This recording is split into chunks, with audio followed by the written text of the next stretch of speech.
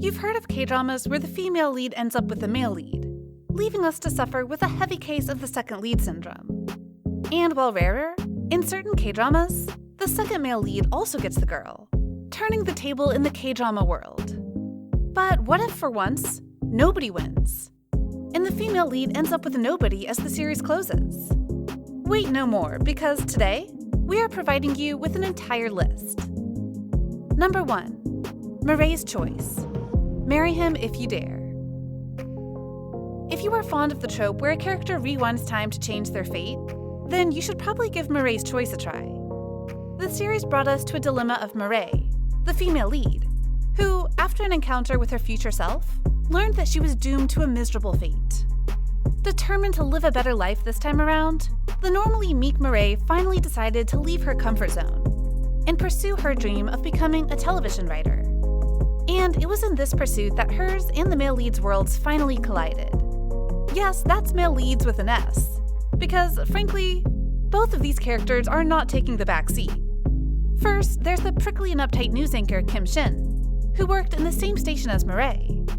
Then, we're introduced to the handsome cameraman Seju, who's actually the network's heir in disguise. Like its title, the series' main focus is Mireille's many choices. From her choice to leave her old work and quit her old attitude, to her choice between these two attractive love interests. It was a completely fair playground, really, as each male lead has his own charms, and the screen time was equally divided between the two. You can try guessing who will get the girl, but it will just be for naught, because Mireille's Choice's ending was the definition of leaving people hanging. The final episode builds us up for Mireille's feelings, was super close to revealing the final guy, and then it just stopped. Basically, we get this open ending where Mireille could have ended up with whoever, or no one at all. Number 2. When the Weather is Fine. With So Kang-joon and Park Min-young as the leads, When the Weather is Fine didn't perform particularly well when it aired. Still, the series has got its special charms, telling the tale of cellist Ma Kae-won, as she quit her job in the city to settle down in a tranquil village where she once lived. It was there that she reunited with Im Um-sob, a former neighbor and classmate, who now owns a bookshop on the corner of the village. In a sense, When the Weather is Fine could be a bit too slow for the regular viewer, but it was an escape from life for viewers that did enjoy it, the same way that it was a story of escape for our main characters. Hae-won, in particular, moved to the village as a way to escape her normally bitter and harsh life. She and Um-sob soon find warmth in each other, and like every other K-drama couple, they fall in love. And yet, romance is not the central theme of the show. It actually leans more towards self-discovery and redefinition of self, as Hae-won slowly but surely gained back her confidence and appreciated herself. At the end of the show, what we get is pretty bittersweet, as the couple breaks up and continues on their respective lives. But we can see how they changed each other for the better. While Hae-won rid herself of the aching loneliness as she continued on in the city, Um-sob redefined his way of showing love. He has now become less hesitant with his adoptive family, and continues to dote on his sister. When the Weather is Fine really shows that romance is really just a side character in our lives, and that it's better that we understand ourselves and learn from our experiences, love or not. Number 3.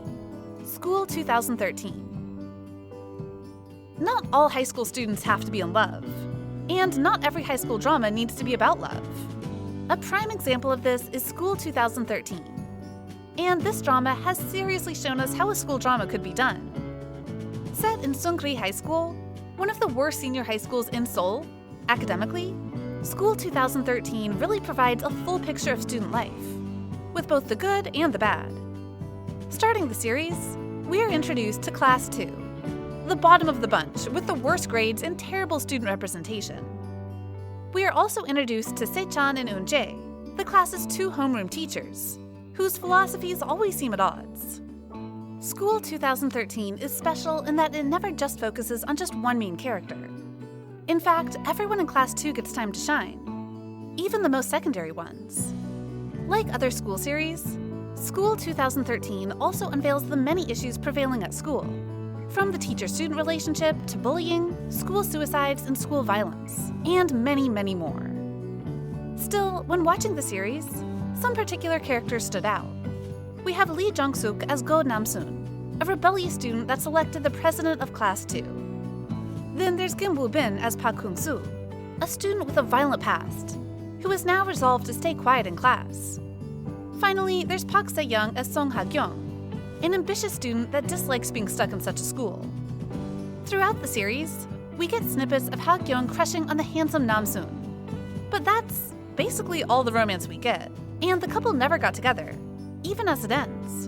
Instead, Nam-soon's friendship with Hung-soo was much more highlighted. And this bromance was so popular that both actors were basically shot to stardom. So there you have it.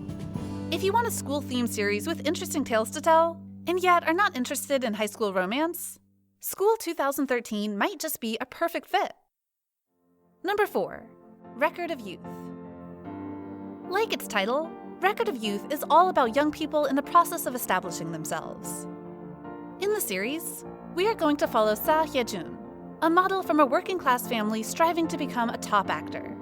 His career was on the decline, and he was heavily criticized at home, told to enlist already, and work an actual job. On the side, there's Hye-hyo, Hye-jun's best friend from a wealthy family. He's also an actor, but with backing from his family, has had more luck in the acting field. Hye-jun had always been insecure next to his rich best friend, but the table was finally turned when our female lead made her appearance. Enter An Jung-ha, who quit her job in a large company to pursue her dream as a makeup artist. She had always been a fan of Hye-jun, following him from the beginning, and always supporting him from afar. And of course, the two soon fell in love as their worlds collided, slowly but surely establishing their respective careers. And yet, young love does not always last long. As Hye-jun grew more popular and Jung-ha became busier with her own salon, the couple's relationship also wavered. In the end, we see the couple breaking up, opting to be just friends, and yet still continuing to support each other. In a way, Record of Youth is realistic in showing that relationships don't need to last, and a breakup doesn't have to be messy. People can fall out of love and not be miserable, for it was just a tiny part of life. Hye-jun and Jung-ha had been each other's youth, but as they matured, their love better stayed in the memory. Yes, this is another series that ends with the female lead thriving despite having no man.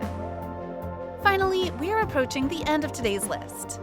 And without further ado, the final series where the endgame is not necessarily romantic is My Mister. Following the struggling female lead Ji-yeon, My Mister is remarkable in many ways. It shows the real struggles of being poor and having only your back to rely on, the many stones life throws at us, but also the beauty of life in return. The story started when Ji-yeon was tasked to find the weakness of Dong-hoon, her supervisor, and thus gets entangled in complicated feelings as the two got closer. While it is obvious that Ji-yeon had quite a crush on Dong-hoon, it is more because she never had a proper father figure. And Dong-hoon is one of the rare men who actually treated her nicely. Meanwhile, Dong-hoon is the second child in a family of 2 brothers, and had never hesitated to treat people with kindness, Ji-yeon included.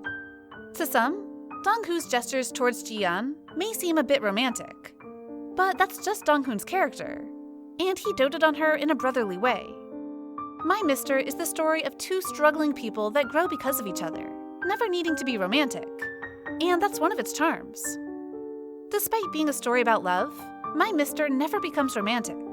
Ji-yeon never ended up with her crush, but rather slowly overcame her adversities, helping Dong-hoon by her own means.